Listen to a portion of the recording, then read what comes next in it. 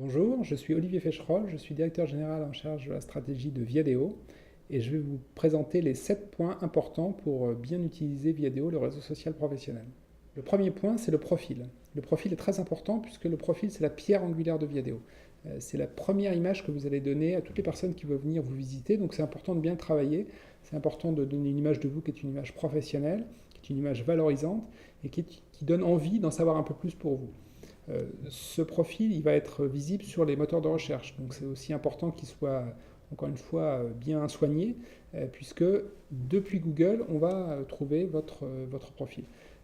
Un profil, ça a comme vocation de répondre à plusieurs questions, à la fois votre parcours, mais pas seulement, votre expérience professionnelle, votre formation, vos compétences, vos savoir-faire, votre usage, vos compétences, et puis les personnes que vous connaissez, c'est-à-dire votre réseau. Et c'est la somme de tous ces aspects qui va faire un profil convaincant pour votre interlocuteur. Deuxième point, le réseau. Un réseau social professionnel, évidemment, a pour objectif de développer non pas juste un profil, mais un réseau de contacts.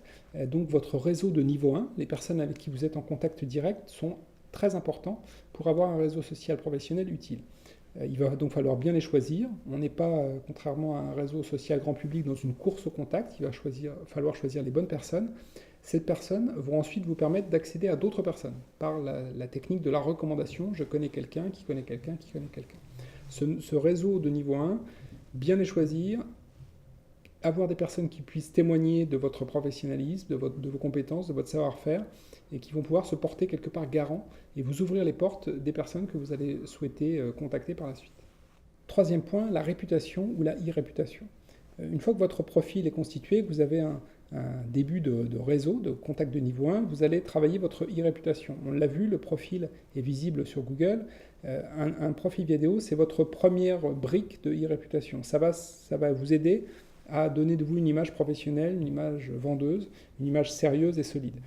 Donc la e-réputation, c'est une somme de plein de choses, mais le profil permet quelque part de repousser en arrière des images de vous qui sont moins valorisantes qu'une image professionnelle.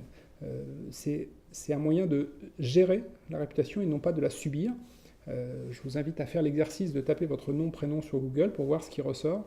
Plus votre profil vidéo sera à jour, plus il va apparaître en tête de liste dans les résultats et plus il va vous permettre de mettre en avant une facette de votre personnalité qui donne envie à vos contacts professionnels d'en savoir plus pour vous et de rentrer en contact avec vous. Quatrième point, la e-réputation de l'entreprise. En tant que professionnel, vous travaillez pour une entreprise ou vous êtes vous-même à la tête de votre entreprise et la e-réputation d'une entreprise est constituée de la somme des e-réputations des individus qui travaillent pour cette entreprise. Ça veut dire qu'en tant que salarié, vous avez un rôle et vous avez un pouvoir d'améliorer la e-réputation de votre entreprise par vos publications, par vos actions sur les réseaux sociaux. Sur Viadeo, c'est aussi un bon moyen de mettre en avant l'actualité de votre entreprise, du secteur, lorsqu'on parle de votre entreprise dans la presse ou si elle participe à un événement, de façon à contribuer à améliorer l'attractivité et donc la e-réputation de cette entreprise. Cinquième point, la prospection commerciale. Sur Viadeo, bien sûr, on peut trouver des clients. On peut trouver des clients, certains utilisateurs l'ont bien compris et vont générer une partie importante de leur chiffre d'affaires grâce à des contacts qu'ils ont trouvés sur Viadeo. Le principe, c'est le suivant, c'est que plutôt que d'appeler quelqu'un que vous ne connaissez pas, vous allez appeler quelqu'un de la part d'un contact en commun entre vous et la personne cible. Et ça, évidemment, ça améliore fortement la capacité de cette personne à vous écouter, à vous accepter dans un rendez-vous et à vous de la convaincre d'acheter votre produit.